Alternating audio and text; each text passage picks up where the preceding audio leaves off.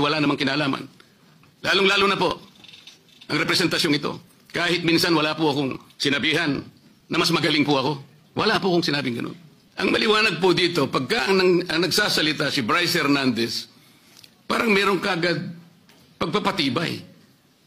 Parang pinaniwalaan na natin na maaaring manganganib ang buhay niya sapagkat meron siyang binanggit na dalawang kasama natin. Paano yung buhay ng Diskaya na inimbitahan nila doon?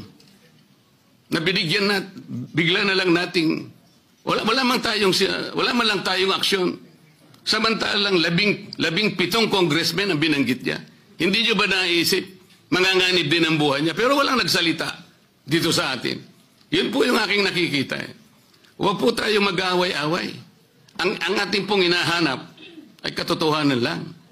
Pero kung ganito po ang gagawin natin, manggagaling po sa ating Senate President, magpapalipad po kayo ng salita na kami po ay wala namang kinalaman.